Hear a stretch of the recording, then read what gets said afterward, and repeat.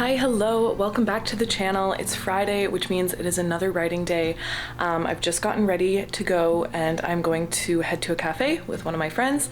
And last time I did this, I got a ton of writing done. I got like 2,500 words. And then the time after that, or the time before that I did it, I also got around 2,500 words. So I currently need to catch up on some words. So I'm hoping that I get quite a bit done today. I don't know why I was holding my hand up like this. But anyways, I'm gonna head out to a cafe and you're gonna come with me for my writing day.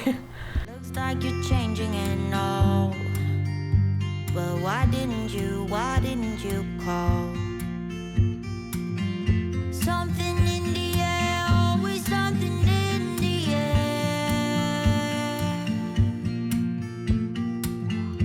Inexplicable, I can feel it in the air. Can you feel me? So I only wrote about 300 words at the cafe, which is totally okay. I just kind of wasn't getting into the groove. I do know the scenes that are coming next, and I think I'm at the point where I can map out the rest of the novel. So we are at 72,204 words right now, and I believe I have everything I need now to basically plan out the rest of the novel. And this is what I did for Between the Waves as well, is once I got this close to the end, all the things that weren't making sense kind of fell into place, and I had to, you know, kind of shove a couple of those things into place and figure out how to make them work. And now we're at that point with Between the Waves as well. I believe that we are at the point where I can kind of go through and do some scene work for the remaining scenes and then kind of just write until we're done, which is great because there's only 10 days left of February and I need this done by March 1st. So I am going to do some scene work with my sticky notes, kind of get things sorted out, and then it's basically just writing from here on out. There might be a little bit of shifting things around and still fixing things as I'm writing the rest of it, but for now, most things will get sorted through when I go through and do the remaining scenes and kind of outline the remaining scenes. There is a lot left, don't get me wrong, but it is at the point where I can plan out the rest and just write through it. And also this past weekend, I actually got a lot of kind of planning done. I didn't get writing, which I kind of wanted to do, but I didn't bring my laptop, I just brought my tablet.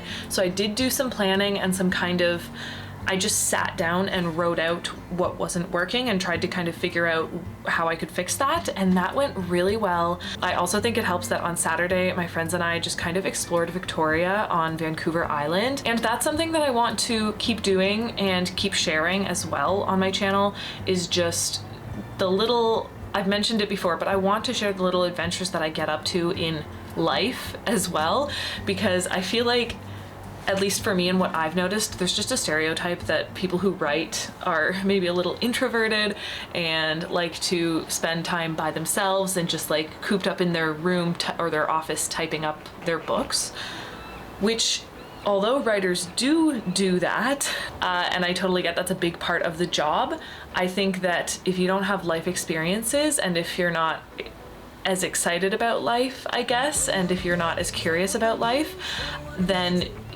I think that your writing might lack because of it, I guess. Not necessarily, but I just think that going on new adventures and trying new things and going to different places is a big part of being a writer and building up experiences and learning and kind of growing, and also those kinds of things are great for creativity.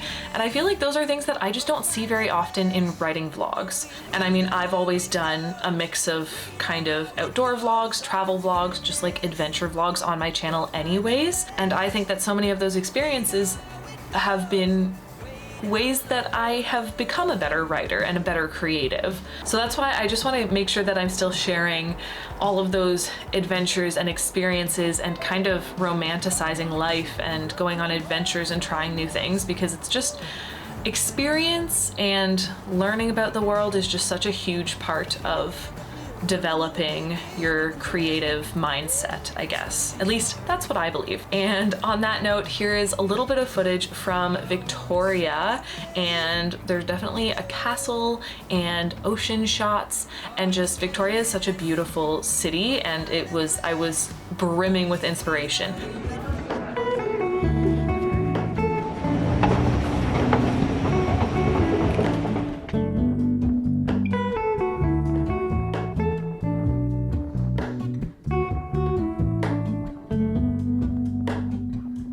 Hello, Ramona.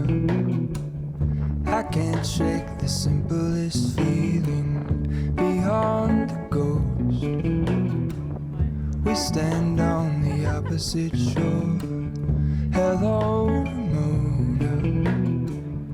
I reach through mysterious ceilings, my only hope. I look for the things I don't know.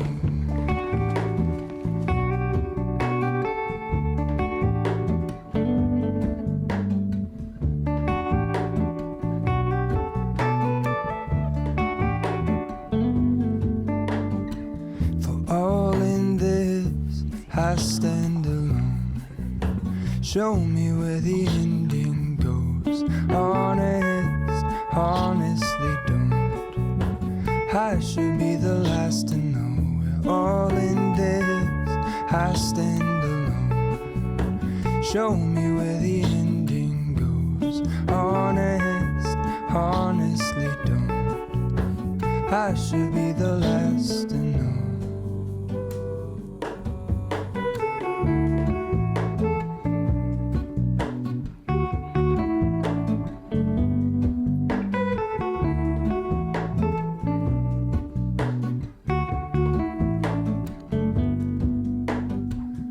Hello, Ramona. I mistook you for a dream. The engine glows, and I guess you always seem to know. Hello, Ramona.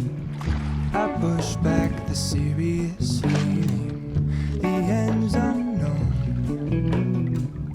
To get back the life I used to know.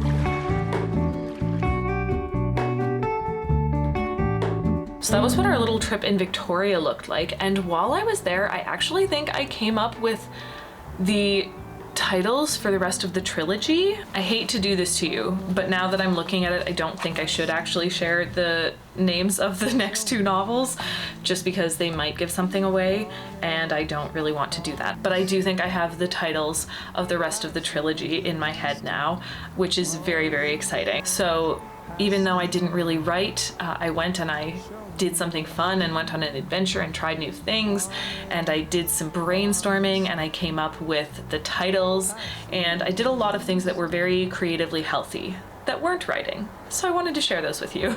So now we are going to get back into writing because I still have quite a bit to do today. It's already 4:30 and I need to continue writing.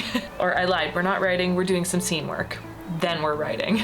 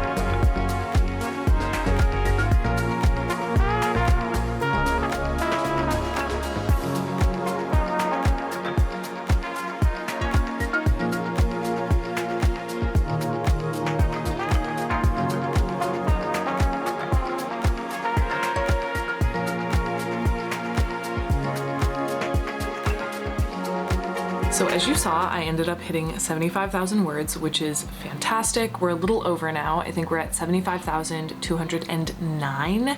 I finished 2 scenes that were partially written but needed to be finished still. So those 2 scenes are done. Everything is kind of set up and ready to go. I have, I think, about 11 more scenes to do, and then and then it's done, and then I get to write the end. I'm gonna keep vlogging. I'll finish this vlog, but then I'm gonna keep vlogging this weekend because I think I'm gonna finish it soon, because we're at 75,000 and I only have 10,000 more words to go, or about that much to get to my 200,000 word goal, and then I'm really close to finishing the draft, so that's very, very exciting. I do think, and I know I already chatted about it in this vlog, but I do think that taking breaks and kind of allowing myself to like break out of the stereotype that I have in my head of like a writer being someone who just writes all the time in their room without doing anything else really. I think that was really helpful. Like I said, I figured out a lot of stuff when I went to Victoria this past weekend, and I think that helped a lot. It kind of helped to inspire me. So with that, I'm gonna leave the vlog off on a quote that is one of my favorite quotes from an author that many of us will know. And that is the quote that is, "Good, brave living means good, brave writing." And that was a quote from a very old Sarah J. Maas interview. And she was just talking about how, you know, she did things with her life as she was writing. Like she went out with her friends and she traveled and she tried to experience things, and she thinks that that played a huge role in the experiences that she gets to write about in her books. And that is kind of something that I really value, and a quote that I hold very close to me. It's like the background on my laptop. It's something that I think about all the time, because I always want to remind myself that in order to write about experiences and to write really rich, exciting stories, you have to live stories, you know? You have to have really rich, exciting experiences in life in order to write stories like that. So it's kind of just a reminder to, you know, get out of my comfort zone and try new things and meet new people and just really absorb life and the world, because that's a great thing to do as a creative human anyways, and it's going to be really, really good for my books. So I wanted to leave the vlog off on that note. Please feel free to check out my Patreon link down below and support me over there. It really, really helps me out. Thank you to all of my patrons who are currently subscribed or signed up to me over there. And thank you all for watching this video. I really hope you enjoyed. Don't forget to smile, and I will see you in the next one. Bye.